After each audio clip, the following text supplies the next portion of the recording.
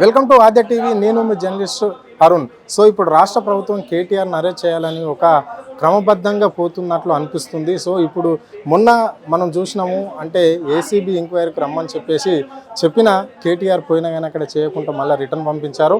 So రేపు మాత్రము ఏసీబీకి మళ్ళీ ఒకసారి రావాలని కేటీఆర్కి నోటీసులు వచ్చిన సంగతి అందరికీ తెలిసిన విషయమే. మరి ఎట్లుండబోతుంది అంటే విచారణ తర్వాత అరెస్ట్ చేయడం అనేది జరుగుతుందా, లేకుంటే ముందే అరెస్ట్ చేస్తారనే అంశం పైన ఈరోజు బీఆర్ఎస్ నేత యాకూబ్ రెడ్డి ఉన్నారు, అడిగి తెలుసుకునే ప్రయత్నం చేద్దాం. చెప్పండి సార్, ఎందుకు కేటీఆర్ను అరెస్ట్ చేయాలని రాష్ట్ర ప్రభుత్వము నిర్ణయం తీసుకుంటుంది? కేవలం హామీలను అమలు చేయకుండా వాళ్ళ మాట తప్పి గారడి చేస్తూ తప్పుదో పట్టియడం కోసం కుట్రలు చేస్తున్నారు. సభ్య సమాజం కూడా గమనిస్తుంది. ఇందులో ఏ కేసులకు ఈ అరెస్టులకు జైళ్ళకు కూడా బెదరకుండా ఒక సిల్వర్ జూబ్లీ కాలంలో పార్టీ అన్ని ఒడిదుడుకులు ఎదుర్కొని వస్తుంది. మీ ప్రభుత్వాలను, మీ పార్టీలను కేంద్రంలో రాష్ట్రంలో మీరు అధికారం ఉన్నప్పుడే ఉద్యమ కాలంలో మీ మెడలు వంచి రాష్ట్రాన్ని సాధించినట్టే ఇప్పుడు కూడా మీ మెడలు వంచి సభ్య సమాజంలో ఈ యొక్క ప్రజాక్షేత్రంలో మిమ్మల్ని నిలబెట్టే పరిస్థితి మామూలు పండు ముదల నుంచి పసి పిల్లల వరకు ఈరోజు ఆలోచిస్తున్నారు. ప్రతిసారి తప్పుదోవ పట్టించి క్యాడర్ను, సెకండ్ గ్రేడ్ లీడర్ను, మెయిన్ టీంను లాస్ట్కు అసలుదారులను చేస్తే వాళ్ళు అవల్దారులం అవుతాం అనుకుంటారు. అది ఒక భ్రమ, అపోహ తప్ప. మీ పార్టీలో ఉన్న వాళ్ళు మీకు చెప్పినా వినకుండా ఈరోజు మీరు ఏకపక్షంగా ఏ ప్రోటోకాల్ లేని, వార్డు స్థాయి లేని వ్యక్తులకు మీరు ఆ ప్రోటోకాల్ కల్పిస్తూ మీకు జేబు సంస్థగా వ్యవహరిస్తూ ఈరోజు చేస్తున్న ఈ యొక్క ఇమేజ్ కోసం చేసిన ప్రోగ్రామ్ను డ్యామేజ్ చేసే విధంగా దగా చేస్తున్న, ద్రోహం చేస్తున్న ఈ యొక్క చర్యలకు ఎవరు వెనుకాడరు. తస్మత్ జాగ్రత్త అని హెచ్చరిస్తున్నారు. సో ఇప్పుడు కేటీఆర్ని ఎప్పుడు అరెస్ట్ చేయబోతుంది మరి ఈ ప్రభుత్వము? అంటే ఇప్పుడు రేపు ఏసీబీ ఇంకా విచారణకు రమ్మని చెప్పారు కదా, విచారణ తర్వాతనా లేకుంటే ముందే అరెస్ట్ చేయబోతుంది? ఇప్పుడు మొన్న రమ్మన్నారు, అసెంబ్లీలో మాట్లాడారు, అక్కడ వెనకపోయారు, బహిరంగ సవాల్ వేశారు, అది తీసుకోలేదు. ఇప్పుడు వెళ్ళారు మొన్న లాయర్లతో, అడ్వకేట్లను కూడా. ఎందుకంటే మన పట్టం నరేంద్ర రెడ్డికి, కౌశిక్ రెడ్డి జరిగిన పరిస్థితి చూసాము. అన్నామక్కలను, అమ్మాయికలను కూడా గ్రామాలలో, మండలాల్లో, జిల్లాలలో కూడా రాష్ట్ర నాయకులతో సహా ఈ కార్యక్రమాలు చేస్తుంటే ఇప్పుడు కవ్వింపు చర్యలకు పాల్పడుతూ కాలు దూవుతుంటే కథన రంగంలో ఏదైనా ఎదుర్కోవడానికి సిద్ధం. అది ఇప్పుడు ఇగో ఆగో, ఇదిగో పులి అదిగో పులి అని అందుకపోయే విధంగా ఉన్నా కూడా కడిగిన ముత్యంలాగా వస్తారు.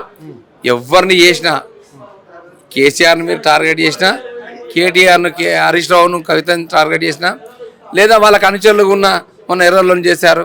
ఇట్లనే మామూలుగా ఎవరైతే బహుజనులకు, దళితులకు చేసిన దాడిలాగానే పరిగణించాల్సి వస్తుంది. ఎందుకంటే పైన నాయకుడు నిలబడాలంటే కింద కష్టపడేది కష్టజీవులే. వాళ్ళను మీరు మనోధైర్యం కోల్పోయేటట్టు, ఆత్మస్థైర్యాన్ని దెబ్బతీయాలని ఆలోచిస్తున్నారు. గుండె నిబ్బరంగా ఎదురొడ్డి రైళ్లకు కూడా పోయి ప్రాణాలు అర్పించిన వ్యక్తులున్నారు. పెట్రోల్ కాలబోసుకొని చేసుకున్నారు. ఇప్పుడు జరిగే కార్యక్రమంలో కాలగర్భంలో మీరు కనువిప్పు కలవకపోతే కాలగర్భంలో కలుస్తారు. అందులో ఏమాటి సందేహం లేదు. కాలమే దానికి నిర్ణయం. కొద్ది తేడాతో హామీలను, దొంగ హామీలను ఇచ్చి వచ్చిన మీరు మీ యొక్క తాటా తీయడానికి, మీ తాటాకు చప్పులకు భయపడకుండా ఎదురొడ్డి ప్రతి కార్యకర్త ఒక కేసీఆర్ రూపంలో, ఒక ఉద్యమకారుని రూపంలో ఇలా నువ్వు ఒక మాట అన్నావు, సమైక్యాంధ్రలో బాగుంటివి, ఈ తెలంగాణ వాదం ఎందుకు వదుకుని ఇలా అది తెలంగాణ తెస్తేనే నువ్వు ఒక ముఖ్యమంత్రి అయినావు. ఆంధ్రప్రదేశ్లో నీ జిందగీలో కాకపోదు, నీ గురువు నిన్ను ఏకపోవు. అది మర్చిపోతున్నారు. ఎవరైనా స్థానికులు కూడా, మామూలు వాళ్ళకు కూడా ఒక్కొక్కసారి ఒక వేవులో అవకాశాలు వచ్చినాయి. ఈ తెలంగాణ రావడం, ఎన్టీఆర్ పెట్టినప్పుడు ఆ ప్రతిబింబంలో కొంతమంది నాయకులుగా చలామణయ్యారు. ఈరోజు కేసీఆర్ ఈ తెలంగాణ భిక్ష వల్లనే చాలామంది ఎమ్మెల్యేలుగా, సాధారణ విద్యార్థులు, సాధారణ పౌరులు, మధ్యతరగతి వాళ్ళు కూడా అదృష్టం కొద్ది అయినారు.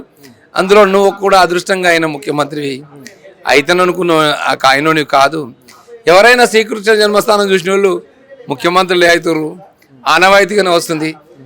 ఎంత మీరు బాల్ను గోడ కొడితే వెనక్కి వస్తుందో, ఎంత ఇలాంటి శిక్షలు వేసినా, జైలు అనుభవించినా, అరెస్ట్ ఎప్పుడైనా కాకున్నా చట్టపరంగా, న్యాయపరంగా దాన్ని కడిగిన ముత్యంలాగా బయటకు వస్తారు.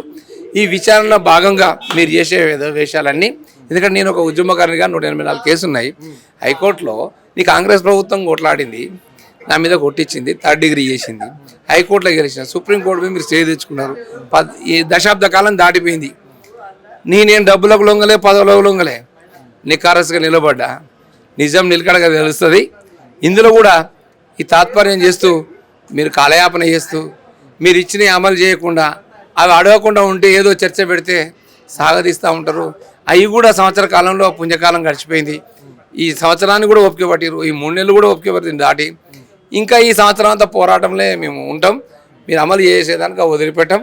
అవి ప్రజలకు అందాలే, ఎవరు అనుకున్నా ఎవరు చేసినా. ఇవాళ వారు చేసింది కూడా ఈ రేసింగ్ ఇమేజ్ కోసం చేసిండ్రు, సొంతంగా జేబులోకి చేసుకోలే, ఇంటికి చేసుకోలే, అందరికీ తెలుసు. అది ప్రొసీజర్స్ ల్యాప్సెస్ అనేది ఉంటే దాన్ని ఒప్పుకుంటున్నారు. ఏదో ఆన్ రికార్డుగానే మాట్లాడుతున్నారు, ఆఫ్ ది రికార్డ్గా ఏం మాట్లాడట్లేరు. అంటే ఎంత లోతుగా మీరు పోయినా కూడా వాస్తవాలు అనేది తెలుస్తూ ఉంటాయి. ఎక్కడైనా ఎవరైనా ఏ పార్టీకైనా మరి ఎలక్ట్రల్ బాండ్స్ ఇచ్చినా ఫండ్స్ ఇచ్చినా క్విడ్ ప్రో అంటే నీకు ఆ పదం తెలుస్తుందో తెలియదో. ఇప్పుడు రిడెండెడ్గా ఏం మూటలతో దొరకలే, ముఠ మేస్తులు ఏం కాదు, ఇంక గుబ్బు మేస్తులు ఏం కాదు, లప్పం పెడతానికి పుట్టి పెడతానికి. ఇది రాష్ట్రం.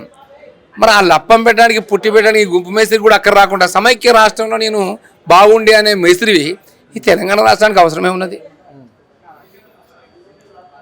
పోరాటం చేసే యోధుడే పాలకుడైతే బాగుండని కేసీఆర్ నాయకత్వాన్ని బలపరిచారు. కింది స్థాయి వాళ్ళు చేసిన పొరపాటు వల్ల ఇలా ఆదినాయకునికి ముప్పు జరిగింది. ప్రజలు కూడా అదే చెప్తున్నారు. నేను క్షేత్రస్థాయిలో ఒక గ్రామ పార్టీ అధ్యక్షునిగా ఉన్నా, ఒక సర్పంచ్గా ఉన్నా. నేను క్షేత్రస్థాయిలో వివిధ గ్రామాలు తిరుగుతుంటే చూస్తున్నా. అనవసరంగా కేసీఆర్ని ఓడుకున్నాం. అందరూ మా ఎమ్మెల్యే ఓడిపోతే చాలు కేసీఆర్ వస్తాడు అనుకున్నారు. అది ఉల్టా ఫాల్టా కొద్ది డిఫరెన్స్తో జరిగింది. ఇప్పటికైనా నాయకుని మీద కోపం పార్టీ మీద చూపెట్టకూడదు, ఆ నాయకునికి పరిమితం చేయాలి. కార్యకర్తలు ఎవరైనా ఉంటే కష్టం ఉంటే అక్కడ న్యాయం జరగకపోవచ్చు, ఓపికతో సమయం ఉంటే పద్ధతిగా పోతే వెనక ముందు జరుగుతుంటుంది. దాని సమయం పాటించాలని అభ్యర్థిస్తాను. అంటే చివరిగా కేటీఆర్ అరెస్ట్ అయితే బీఆర్ఎస్ శ్రేణులు కావచ్చు, బీఆర్ఎస్ నాయకులు కావచ్చు, కార్యకర్తలు పరిస్థితి ఏ విధంగా ఉండబోతోంది రాష్ట్రంలో? మాకు కేటీఆర్ గారు ఇతపోతే చేశారు. ఇది లొటపీస్ కేసు, లఫ్ట్ కథ. ఇది చట్టపరంగా న్యాయపరంగా మేము కడిగిన ముత్యం లాగా వస్తాం. దీని ఇష్యూ కాదు. ఇప్పుడు ఈ ఫార్ములా కాదు, ఫార్మర్ గురించి ఆలోచిస్తాం. ఫార్మర్కి ఇస్తానన్న రైతు భరోసా 15,000 పోయి 12,000 అన్నావు, ఖజానా లేదన్నావు. ఇంకా వేరే ఉద్యోగులకైతే ఛాయ్ తాగిన చెప్పట్లు చేస్తాను, నేను చేయలేనంటున్నావు, డబ్బు లేదంటున్నావు. ఇంతసేపు మాకు చెప్పింది లక్షల కోట్లు, వేల కోట్లు వేరే పథకాలలో చేస్తున్నారు. ఇక్కడ ఏది ఎవరు ఆందోళనకు గురి కావద్దు. నిరాధారమైనవి నిలకడగా తెలుస్తాయి. మనం క్షేత్రస్థాయిలో ఓ పెన్షన్ ఇవ్వని అవ్వకు అయ్యకు ఇచ్చేటట్టు ఇస్తాననే ఎగ్గబెట్టిన ఎగవేతుల రేవంత్ రెడ్డి ఇకనైనా ఏలుకోవడంలో నీకు ఎలుబడి లేదు. మమ్మల్ని ఏవైతే అమలు చేయనని పథకాలు నువ్వు 420 స్కీమ్స్ అమలు చేయాలి. చేతినెత్తేస్తున్నావు, హస్తం పెట్టి భస్మాసురు హస్తం చేస్తున్నావు.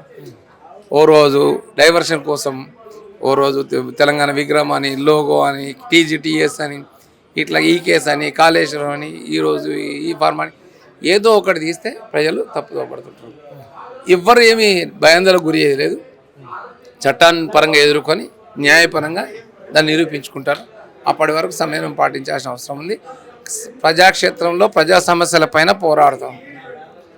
హామీలు ఇచ్చే వరకు ఆగం. ఇట్లాంటివి మా మీద ఇప్పుడు మాట్లాడిన పెట్టినా మేము భయపడం. కేసులైనా జైలైనా శ్వాస ఉన్నంత వరకు పోరాడతాం. ఇది పరిస్థితి. కేటీఆర్ ఎలాంటి తప్పు చేయలేడు. ఈ ఫార్మా ఈ కేసులో కేటీఆర్ ఎలాంటి తప్పులు చేయలేడు. సో ఎన్నిసార్లు అయినా విచారణకు రావడానికి కేసీఆర్ సిద్ధమే ఉన్నాడు. కావాలైన ప్రభుత్వం కక్షగట్టి కేటీఆర్ను అరెస్ట్ చేయాలని చూస్తున్నది. అయినా ఇక్కడ రాష్ట్రంలోని బీఆర్ఎస్ సంబంధించిన కార్యకర్తలు ఒప్పుకొనేదే ఉండదు, రాష్ట్రాన్ని అగ్నిగుండంగా మారుస్తారు అని చెప్పేసి యాకూబ్ రెడ్డి చెప్పడం అనేది జరిగింది. కెమెరా పర్సన్ రఘుతో అరుణ్, హాదే టీవీ, హైదరాబాద్.